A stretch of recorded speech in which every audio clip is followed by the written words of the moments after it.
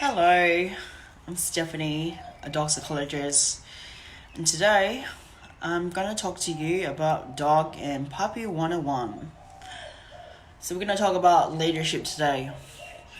So when a puppy was born, the mother of the puppy instructed a very strict rule inside the puppy's environment, just like the ancestors of the wolves. So when the puppy was born, they learned to be in a low rank society, and the mother was the high rank society. So the mother always eat first and lead first. So the mother ate first and lead first, while the puppy eat last and follow last. So that's why when it comes to in the pack of puppies and the mother comes in, the mother always walk first and then the puppy follows. So the mother applies rules, boundaries, and limitations, which we apply to our kids. It's exactly the same as how we apply to our kids with anything and with people as well, because we give rules, boundaries, and limitations for them. So the mother tells them when to eat, when to play, when to go, and when to sleep. So the mother also applies exercise, discipline, and affection, which is exactly the same as how we apply to our kids. Exercise can be for our kids, we do homeworks for our kids, and for dogs and puppies, they do obedience training, which is like English and math quiz to them. Also, when it comes to like exercise, like pack walk, or leadership walk, that's like going to a gym for our kids. So basically, when it comes to just leadership walk, we exercise them physically and mentally as well. So yes, they're not really that similar. They're really similar to kids. It's just that they have different approach into their own needs. So discipline is really important. Everyone thinks discipline is really bad for kids and bad for dogs and bad for puppies. But I think, one thing for sure is that it's very good to have it in a system, because the mother always discipline their kids. And when the mother of the pack always discipline by correcting them with their mouth and going, like biting them, like growling them in a way and snapping them a bit. And then that's a correction for them from a mother's dog correcting their own pups that way. So for correction for our kids and discipline for our kids can be like timeout. It can be like sitting in the corner. And for puppies and dogs, it can be like, it can be leash correction, sound correction, touch correction, and also timeout as well. So pretty much when it comes to discipline, it's very important to do it at the right time, because in a moment, in a split second, if you don't discipline your kids, especially at the right time for dogs and puppies, because they learn in split seconds, and if you don't do it right, they will never know how to understand what's bad and good.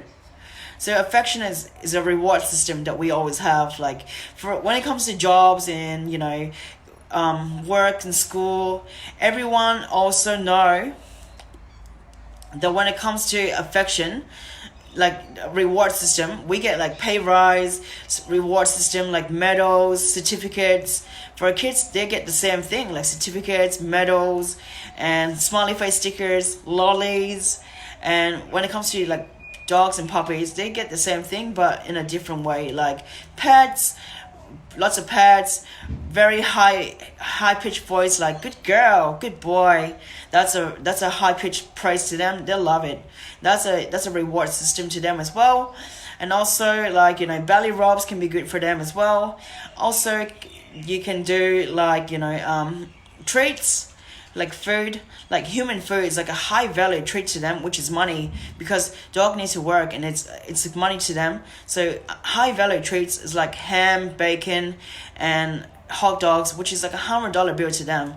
And when it comes to working with dog treats, it's like $50 bill to them. And then dog food is like $5 bill to them. So pretty much they will go for the $100 bill, because they'll work for you once you work for them by making them work for you first. And also play drive for dogs that have high drive, like a ball can help for them as well. That can be a reward.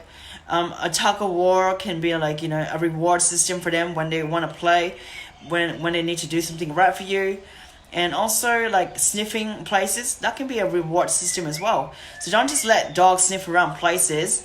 Let them understand that you gotta give them permission to do it. Otherwise, you're giving free rewards out there. They're not gonna really respect you. They're not gonna earn your respect. So what's the point of having them around you when you need to make them respect you in a way? Because kids need to respect you as well. If they are very naughty and they don't respect you, they don't see you as parents. They're thinking you're like a playmate to them, which is exactly like kids. Which is exactly like dogs and puppies. They don't respect you. They see you like a litter mate. So pretty much they'll bite you, doing everything like that, which is not good. So leadership is really important. Why it's so important? Because if you don't do leadership right now and be the strict mom or the strict dad, then they're just gonna walk over you and not respect you at all. Food means trust to puppies and dogs. It means they've got to build trust with you by doing that. Otherwise, you can do it another way by approaching them in working with them slowly by side to side. That can build trust. And distance means respect to them. Distance is respect to dogs, okay? Remember that. Distance is respect to dogs and puppies. And when it comes too close, that's not respect at all. So if I'm giving you personal space, that means I'm respecting you. In human world, it's exactly the same. So if I don't want to go approaching someone and getting into their comfort zone and getting into their bubble, I approach them and giving them space by talking to them and giving them a bit of a personal space. So that's why leadership is so important. And it's not like bullying a dog at all, or like being a bully to puppies at all. Leadership is really important by making you feel that you can actually understand that you are in charge, and being firm and assertive at all times. Being firm and assertive with your energy and how you feel is in the animal world, because they don't see you as angry as that, as called that, leadership, because leaders are very calm and collected. So that's how it is with leadership. Okay, we're gonna talk about socialization right now. So it's very crucial to socialize the puppy from 8 weeks to 12 weeks, and then from there to 16 weeks before they reach into their teenage self. Because if you don't socialize the puppy, they can get into a bit of like fearfulness around noises, fearfulness around like platforms, fearfulness around humans and dogs, fearfulness around, animals, babies, kids, women, men, anything like that. Anything that they can get their hands onto, the noise, they get fearful with it and not used to the surrounding. So you got to get them used to their nose, which is smelling the scent around the places. The ears is to listen to sounds and stuff like that. The touch is to feel things underneath their pores. And then also the eyes is to see what's going on with them. So they get to see the surrounding and knowing what's going on with them, and then they should be fine. So socialization is when you should socialize them from the start, from the beginning, by taking them to like pet stores, going to pet stores to get used to the environment with humans around and kids around. Take them to doggy daycare as well to get used to the dogs. Dog parks as well can be good. Also take them to the park as well to get used to the environment around kids and humans, public places, and also get them used to the beach as well. The beach can get them used to touching the sand, getting used to the water, so they don't get really fearful around things and around with the environment with humans around. That's good for them as well. So this can prevent aggression, like fearful aggression to humans, aggressive towards anything. Because if you treat the symptom right now, prevent the symptom from happening, is to socialize them right now. It can actually help out the dog later on. Also, it's not too late after if you don't socialize them from the start, but rehabilitating them is to rewire them to socialize again with any dogs. You can still do the same method. It's as long as you understand how to introduce them to the things that they haven't been taught before. The mother of the pack always taught the kids to understand where to go and where to play and when to go to sleep and when to eat as well. So pretty much we gotta do that for them. Even puppies, dogs, exactly the same. They need to be socialized at any time, at old age. So socialization doesn't mean like, okay, if you didn't socialize the kid around the puppy or dog around 8 weeks to 12 weeks, it doesn't mean like, it's too late to socialize it now, because you can still make it happen. Also, we're going to talk about teething right now. Teething is really important to a dog when they're growing a new pair of teeth. Puppies have like 28 teeth, and they grow a pair of 42 adult teeth in around 6 months. So in 6 months, they grow their pair of teeth, and it's very sensitive, and it's very hurting them in the way with their teeth, because when they're growing a new teeth, underneath the gum, it's really swollen. So when they need to relieve the stress, it's best to give them like fabrics, chew toys, like a raw bone to chew on, so they don't be destructive around places. And puppies use their mouth to like wander off around and explore things, and they like to pick up things because we got hands to pick up things, which they don't. So they have to explore things, and sometimes they can get into deep trouble if you give them places to explore things that they shouldn't have, like wires, shoes, clothes, beds, furnitures like that. They can destroy them because they just chew on things because they like to explore with their mouth. So that's why you gotta give them the right direction and give them the boundaries and rules, which I told you before. And then from there, you can actually see the whole big difference from having a puppy that understands the boundaries and rules, that knows what to chew on and what not to chew on. And especially our hands and feet, we shouldn't let them chew on our things like them.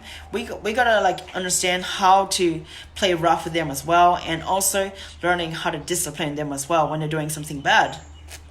So we don't want to do time out for the puppy just because it's biting on our hands. We want to correct them straight off, letting them know what's wrong for doing something wrong. Like most in the wild, a puppy and a teenage dog will pin the puppy down, and then actually let it know that, okay, this isn't the right way to play with me. So pretty much we can pin the puppy down with our hands and correct them like that, and letting them know that it's not okay to play rough with me. And yes, also we're going to talk about bite inhibition. So when it comes to bite inhibition, we want to teach the puppy that giving them a very long strike around the whole body of their backs, hips, tail, and around underneath the belly and everything like that, and give them a reward if they don't bite you for that. So that treats them that to learn how to understand the bite inhibition is really important. So even letting a puppy bite onto your hand a bit and letting it know that you're yelping the sound out and withdrawing it, and then if it withdraws, you give it a treat, means that it's doing a good job, means it understands that this is not acceptable, but it's doing something like biting you softly. I mean, if a puppy bites you softly and it bites you too hard, you gotta yelp it out, and then from there you gotta understand and letting them know that biting is a very painful thing to you. So you gotta make a yelping sound like a puppy, so they will back off.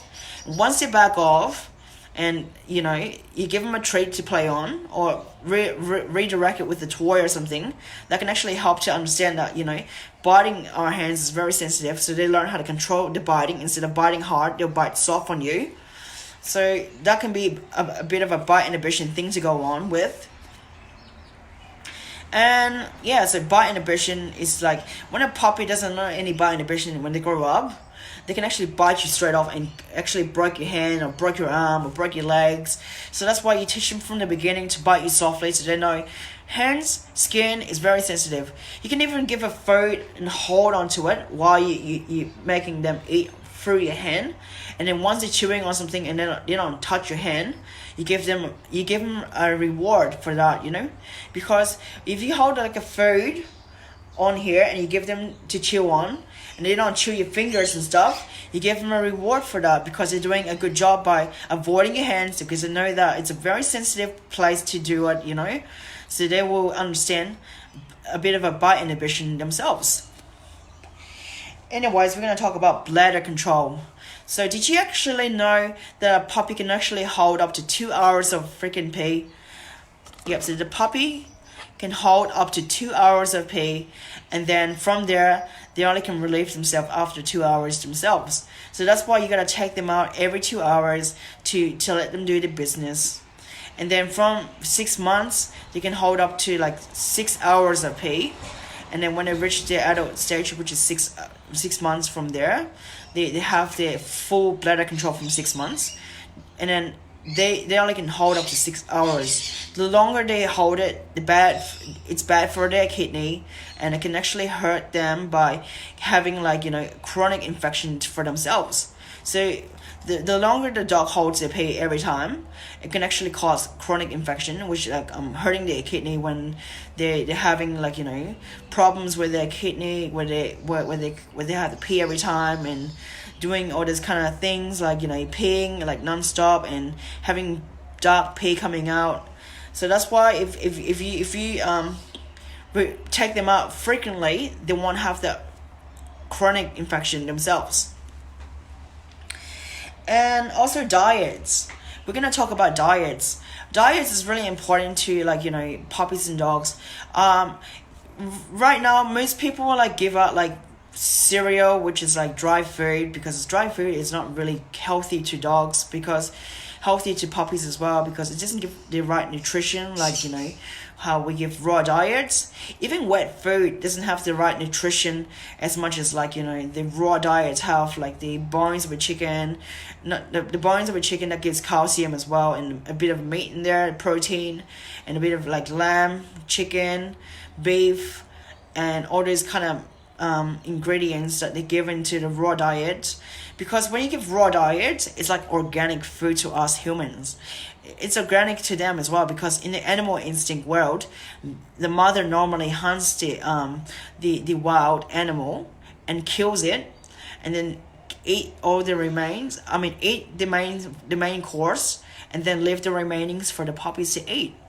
So that's why letting puppies and dogs eat raw diet is the best way to go. And also it actually expands the lifespan by 3 years longer than an average lifespan of whatever is on the chart of the breed. So we're going to talk about teeth hygiene. Teeth hygiene. Did you guys know that periodontal disease is a very, very, very bad disease to dogs? It happens from 85% of dogs from 3 years above, and if you don't treat your dog from 2 years puppy age right now, it can actually cause that kind of disease. That kind of disease can actually have bacteria that can infect the bloodstream of a dog to the liver and heart, that can cause liver disease and heart disease. And also it can actually kill a dog by reducing their lifespan. So the best way how to treat that problem before it prevents going on is to get a toothbrush and brush it with dog toothpaste, or use teeth wipes, use dental spray, or use a raw bone, a marrow bone, a big marrow bone, and give it to them to eat and to chew on, which cleans their clean their teeth, and it cleans everything out of their mouth. I recommend raw bones, because raw bones is in the wild, they normally get their teeth cleaned that way.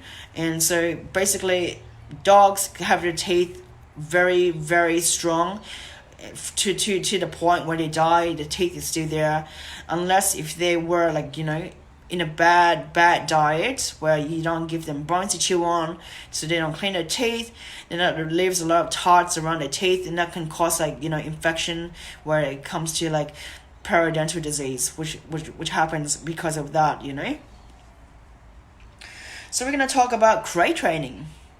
Crate training is for dogs and puppies exactly the same. We want to make the crate like a Disneyland for them.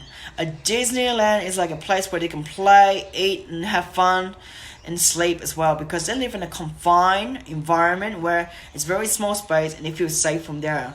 So that's why it's like a cram for a baby as well, because everyone thinks like a crate is like a cage where it's cruel to cruel to dogs.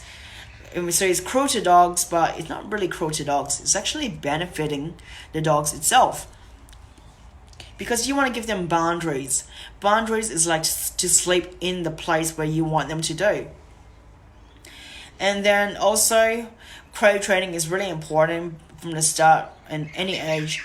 And if dogs doesn't like the crate, it's because you haven't exercised them and you haven't actually wore all their energy out before they get tired and before they even get into the play zone and play inside there and before they even get to sleep. So that's why you gotta exercise them, or even give them something to play with, like a Kong toy with food inside there, and then you put raw meat inside there and let them work their ways out. That can actually keep them busy, besides letting them chewing on your beds, their dog beds and everything like that. That's why never ever leave something where they can destroy inside the crate, but make sure they have something to work on at least. So we're going to talk about toilet training. Toilet training is really important, so make sure to take your puppy or dog out every time before they eat, after they eat, before they sleep, and after they sleep. And after the playtime as well, and before the playtime as well. Make sure you take them out at a certain time. Like for puppies, I recommend every hour or two to take them out to do the potty.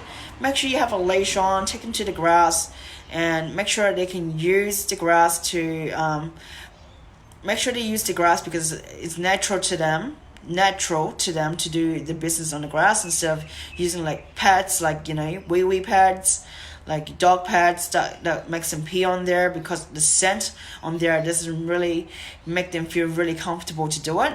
Some use to do it in the house, which encourages the dog or puppy to pee inside the house.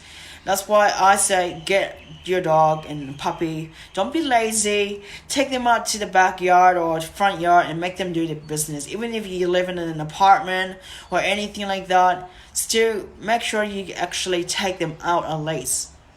If you have a puppy in an apartment, make sure you take them out at least every 2 hours at least. I know it's hard work, but you gotta push yourself to do it, because puppies don't know how to do business like dogs as well. We gotta toilet train them like us kids, Like kids, they don't know how to do their potty, like sitting on the toilet. We gotta train them how to sit on toilets. And it's exactly the same as how we train dogs and puppies to how to do their own business.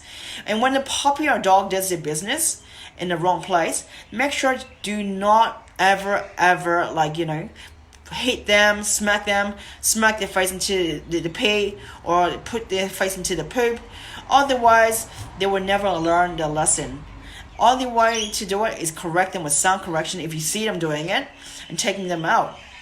And exactly the same as our kids. When they're doing something bad, you gotta discipline them and letting them know what's a good thing to do and what's not. You don't want kids to pee onto the floor. You don't want kids to poop on the floor. You want them to do it onto the toilet. So you gotta encourage them. Encouraging that behavior, like giving them a lolly at the end or something like that, will make them want to do it as well. Just like us dogs, dogs and puppies. And also, when it comes to potty training, make sure you give a very excellent reward, like a high praise voice, like saying, good boy, good girl, excellent job, to make them understand that, when you reward them, they will encourage the behavior again. Because negative behavior, we want to, give a bad negative response to them. And the positive behavior, we want to give them a positive response. So that's why we give them a high voice and low voice, And also we're gonna talk about sound commands. So our voice is very important to any species, okay? Even dogs and animals, and how we feel and how we express ourselves, how we get angry, how we get depressed, and how we sound is exactly how we feel. But the thing is that when we talk in a command, we want the command to be very firm to dogs. Like we talk it like we're being serious to kids. We want to be firm to kids with what we want them to do. So when we say no, it means like no. And when we give them a sound correction, we go shh, no. And when we give them a reward, we say yes in a high pitched voice. So the high pitched voice is very, very exciting, and it makes you feel like, pleasant. You want to do it again because it sounds so nice. And compared to the low tone, which is no, we want them to know, the puppies and dogs, to know that the no or the sound correction implies that is a correction, which is like a bad thing to them. That's why when we use the voice, we want to mix it around and know that the difference is that low tone means bad, and happy tone and high pitched voice means good. So that's why we use two tones for a reason. And if you guys say like no, the dog's gonna understand, or puppy understand, that no is a good thing. So we're gonna say it in a very right tone. Make sure when you use your tone, use it right. And even if I was disciplining the kids, if I was disciplining the kids, or or my workers and stuff like that, I would tell them in a very serious tone. My serious tone is like, don't you dare do it. And I understand, like, if they're doing a good job, I say, yes, you're doing an excellent job. And see, my voice is a bit changing because my tone is a bit more happier, and it makes you want to do the work right for me. And if I discipline you in a very low tone, it makes you don't want to work for me. So basically, it's exactly the same. Kids and dogs, they understand, the low tone and the happy tone. What tone suits them, and how you do it is how you control it as well. So I'm going to talk about recommendation, okay, before I go. Recommendation for puppies and dogs. But the thing is, before, what I say not to use is a harness. Harness, you might think it's so pleasant to put onto a dog because you think it's not going to hurt their triangular shape, from the throat. You think it's going to be okay to put onto them, and that everything is going to be okay for the walk and everything. But the thing is that putting a harness on is making a dog more frustrated, and it pulls a lot, because harness are built for like slate dogs, okay? Slate dogs that pulls in the snow.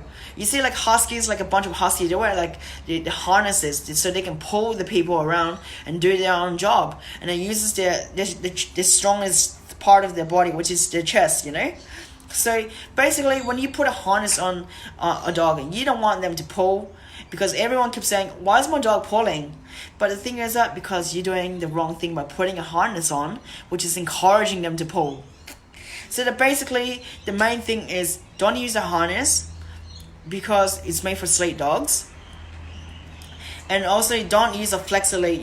These leads that have a string when it attaches, and it goes really long, like up to 10 meters, and then it expands, and if you want to turn it back off, you press the button and it reduces the leash back to where it is. Those are called flexor lead. I wouldn't recommend those lead because they can actually break your hand if you have a big dog that pulls the crap out of you. Small dogs, you can get away with it, but big dogs will actually pull the crap out of you, and it's not really good because you won't never learn how to discipline your dog with that leash, okay? And also, never use like potty pads. Potty pads are really bad for dogs, okay? Potty pads are like making the puppy or dog pooping in the place where you want them, but especially in the house. You don't want them to do business in the house. You want them to do it outside. They're not like cats, Cats, they can do business because they got like a litter tray, kitty litter tray, which they do business in there. But, with dogs, we don't want them to do that. We want them to do it in the outside world, which their mom taught them how to do it. Also, I wouldn't recommend like using gentle leaders as much for dogs right now, because gentle leaders It's just substituting the pulling, and it's actually doesn't correct the dog at all. That's why I would recommend something else besides gentle leader. Like a head halter is a gentle leader, if you know this. But if it's like a muzzle thing that goes around it's like a leash thing that goes around the muzzle, and then it clips onto the ears and everything else. So it only substitutes the pulling. It doesn't correct the dog. It doesn't make the dog understand or anything about correction or discipline. But it works for people who, if they're lazy and they don't want to correct their dog. That's the only thing I can recommend that for them, but not anything else when it comes to training or when it comes to like disciplining a dog when it's doing something bad. And also, I would recommend using a choke chain, a prong collar, or an e-collar for dogs, because these are the main three things that I know that works on dogs. And I would recommend choke chain first, because if you cannot control a choke chain, then you have to use a prong collar, because the prong collar is the next step to discipline a dog, because the prong collar has the clips around the sides. It looks like it has spikes that imitates the mother's nipping. It looks a bit cruel to me from the start, but then at the end of the day, it works because it's a magic tool. And the thing is that it actually works because we're not working against mother instinct. We're working with the mother's instinct, which is using the correcting tool like that, because the mother nips around the neck and actually corrects them. So that's why that can actually do the same work. Instead of using a claw correction and going like this to the dog onto the rear, that does it for you, which is the prong collar. And also the choke chain is like a slip lead. If you know the slip lead is like a lead where it slips around the neck and it controls the head of a dog, like what Cesar Millan used back then. But it doesn't do much, but you can actually control a dog if you know how to discipline it with your hands. But if you can't control it, I would recommend using a prong collar. And then when it comes to pressure training, e-collar is very good. Using a low setting levels of static can actually make them do a working for you instead of using a lot of leash pressuring. It actually does the magic for you by making your work more quicker and more efficient with your obedience, and making it understand you very well. And it can actually do leash without leash walking, like heel work, and doing a bit of proper sits and proper downs and proper plays. And also, I recommend using Nature's Miracle if your dog has like a problem with peeing in the house or making an accident in the house, because the scent never goes away unless you use Nature's Miracle. So Nature's Miracle can work, or use like vinegar with 50-50, like water and vinegar. You put it in the cup, mix it around with two balance. That can work as well if you're cheap. But I recommend Nature's Miracle because it doesn't stink the house up with vinegar, and you don't want your house to smell like vinegar at all. And yes, and a Kong toy will work as well. A Kong toy, I'll show you the Kong toy 1 second.